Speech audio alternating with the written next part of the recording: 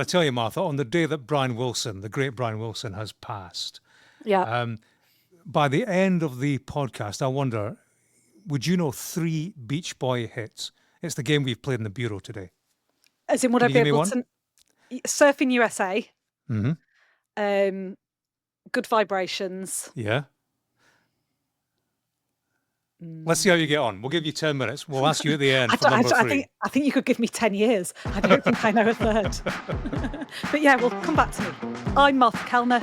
And I'm James Matthews. It's Thursday, the 12th of June, day 143 of Donald Trump's presidency. As a curfew is set and US Marines enter LA, has California Governor Gavin Newsom just made his bid for the presidency? And the big billionaire breakup. Elon and Donald, the love and the hate. It's looking like love again. Elon Musk, at least, has said sorry. Donald Trump, well, he's playing hard to get for now. Martha, another day in Los Angeles. Mayor Karen Bass, she set an 8 p.m. curfew from last night, trying to stop the vandalism and stop the looting, she said. You were downtown where the protests were happening as that came in, yeah?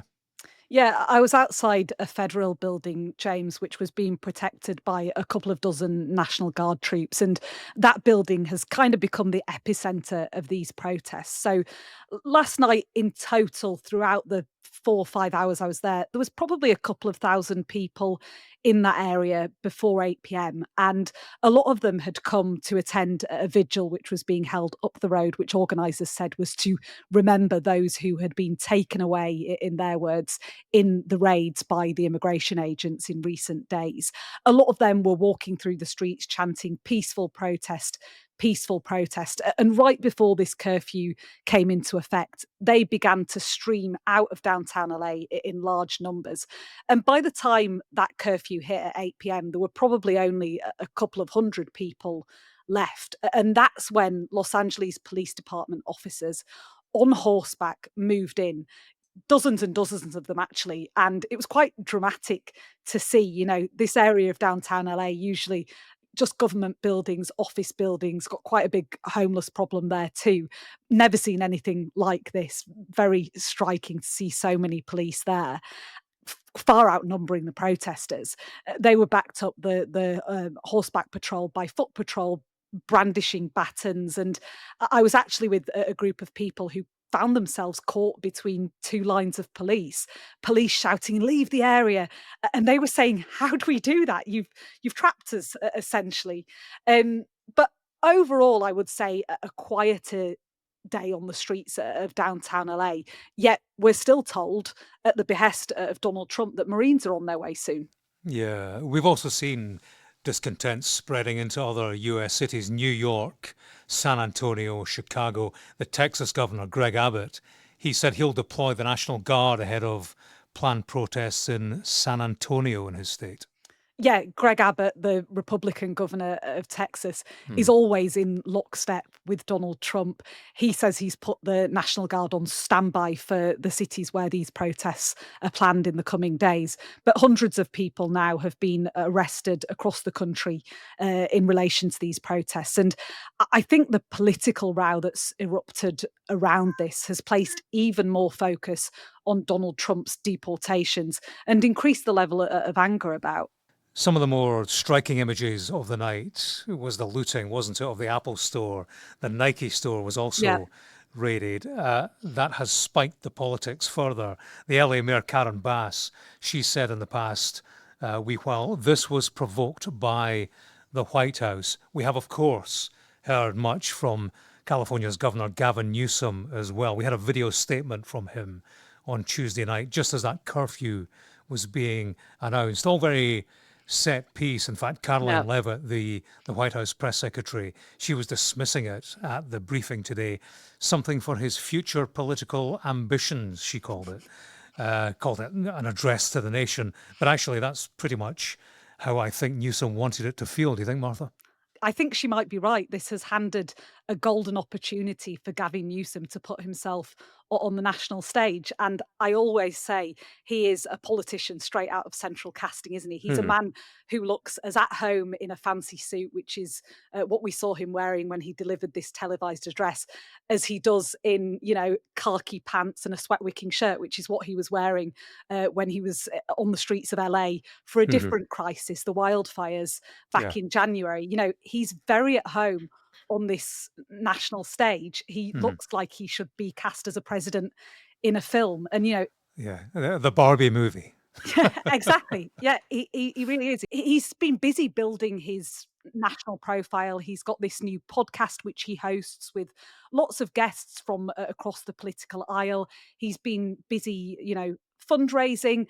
And in fact, when he did this address to the nation, he immediately put the 13-minute speech, I think it was, directly on the feed for his podcast. He knows how to navigate the media. And Hmm.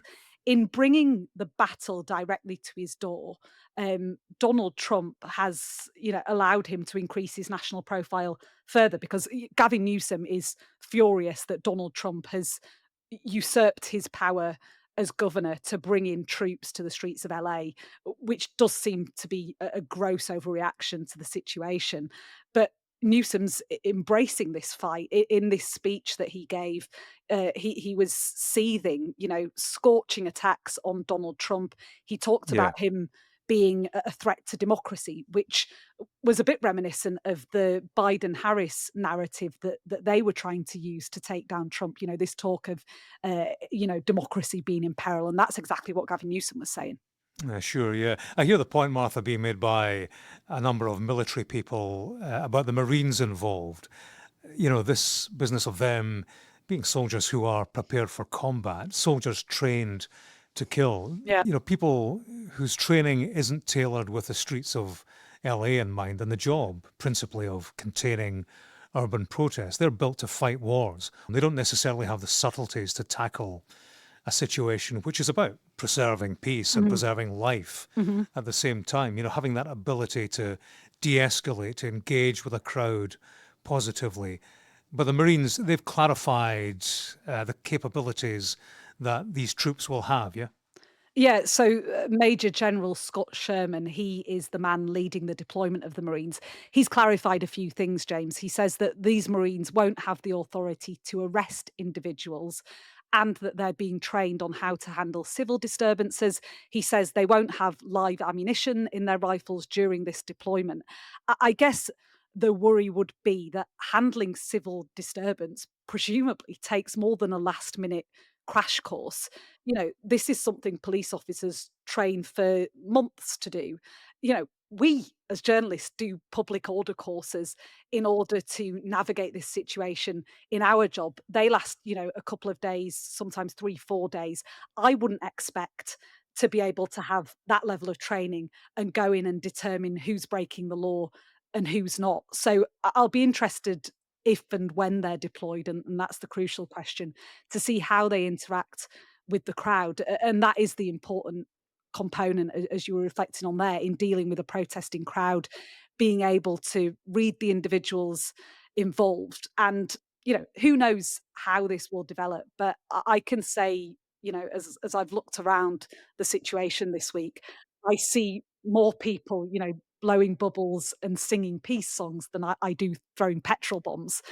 There are troublemakers among this crowd, no doubt, but whether that needs trained war fighters brought in, that's the ongoing discussion. I've not seen Yeah, anything that justifies yeah. having Marines on the streets. Yeah, sure. I'm in Washington, D.C., of course, where, they're holding this military parade on Saturday, the Army's 250th birthday, Donald Trump's 79th. And the security, getting around D.C., as you know, Martha, is quite difficult at the best of Yeah. times. But at the moment, fencing all around town and a military presence, actually, strikingly. Mhm. Convoys of tanks rumbling through the streets Wow. late at night.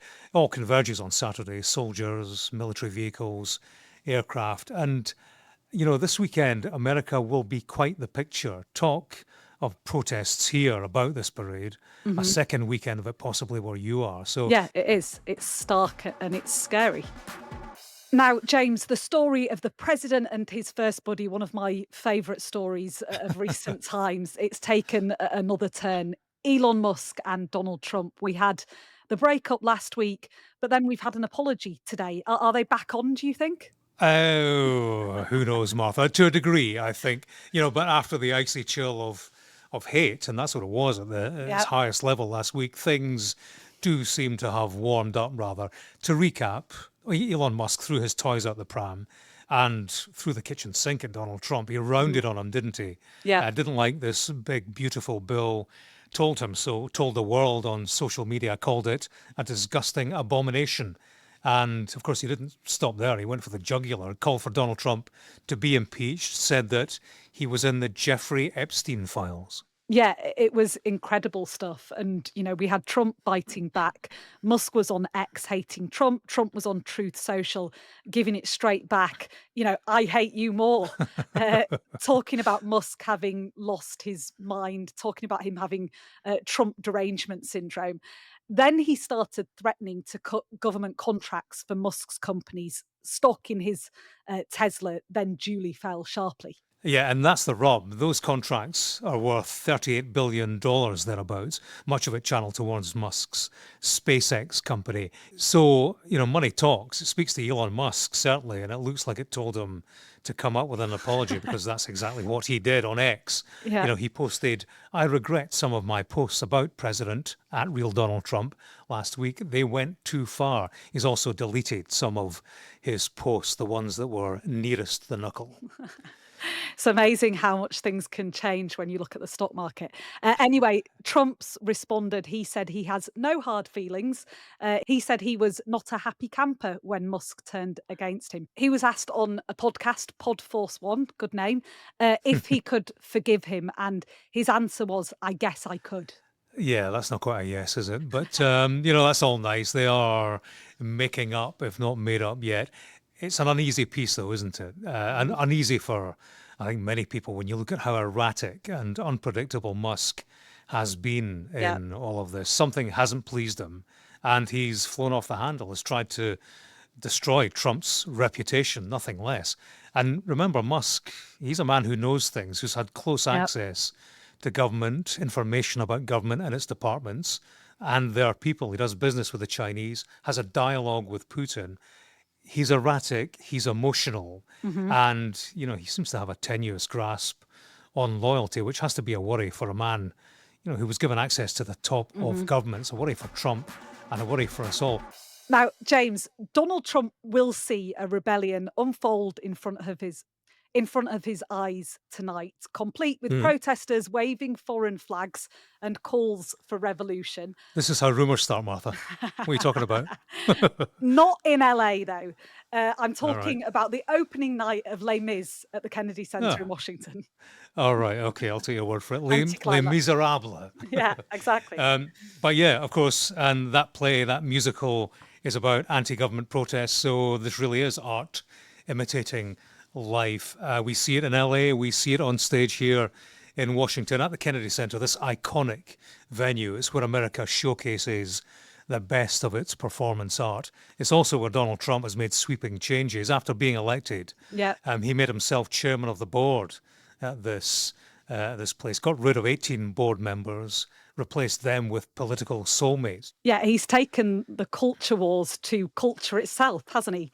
Yeah. After his election, Trump signaled the change in artistic direction at the prestigious venue, writing on social media, where else? We didn't like what they were showing. We're going to make sure it's good and it's not going to be woke. His change has Hmm. prompted a number of acts to cancel shows at the venue in protest. Yeah, and the boycott theme could continue tonight, Martha. CNN have reported that a number of the cast of Les Miserables, they plan to sit out the performance in protest at Trump being there. But I suppose what might be most interesting is the unscripted segment of tonight, because members of the Yeah. public will be present. And of course, he'll be there with the First Lady, Melania Hmm. Trump, also JD Vance and his wife, the Vice President, Hmm. and Second Lady. And of course, when Vance was there earlier in the year, attending a performance by the National Symphony Orchestra, he Hmm. was booed by members of the audience upon his arrival. So all eyes and ears on that one, I suppose. But Martha, to finish, I'm sorry, but I need to come back to you for your Oh third God, I thought I'd Beach got away Boys with hit. it. You got 2 out of 3, which Oh ain't no. bad, but it's not 3. Well, can you give me a lyric? What about God? Can you hear the tip tapping of my? Oh, God only knows. I can't hear God only knows. Do you know what? My dad's going to be so ashamed that I didn't even get poor 3 show. Beach Boy songs. Well, thank God for that. But you got there in the end. And that's all for today's episode of Trump100. Thank you for listening. And as always, if you do want to get in touch, you can at trump100@sky.uk. Yeah, send your questions in, and if you haven't already, you can subscribe to the podcast wherever you're listening from. Leave us a comment or a review if you're there too. Thank you very much. See you soon. Bye-bye.